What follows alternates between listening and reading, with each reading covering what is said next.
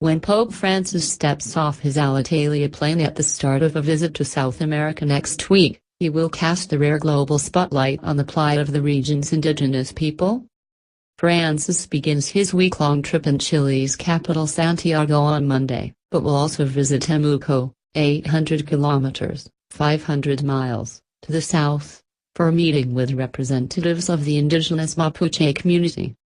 The Mapuche, Chile's largest ethnic group, are locked in a sometimes bloody conflict with a government it has long accused of discrimination and abuse, and are also demanding the restitution of traditional tribal lands and private ownership. The program of the Holy Father's visit reflects his concern for an area that has experienced major tensions, with whom he wants to share a message of peace and where he seeks to bring some words of hope, said the national coordinator for the visit, Fernando Ramos.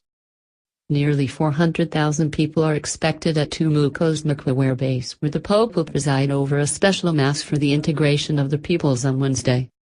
The Mass will feature a Mapuche prayer to honor the first inhabitants of Chile and Argentina.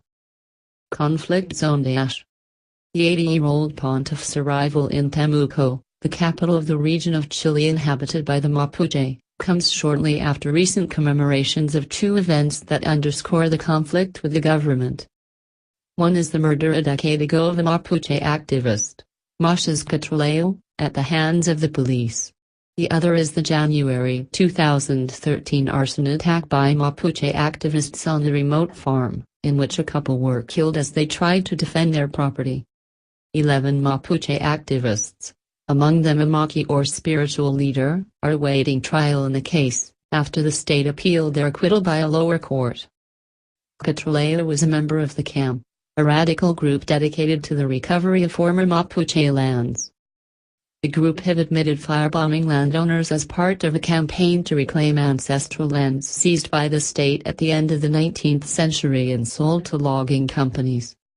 After a two-decade campaign, the group has managed to recover several hectares after forcibly evicting foresters.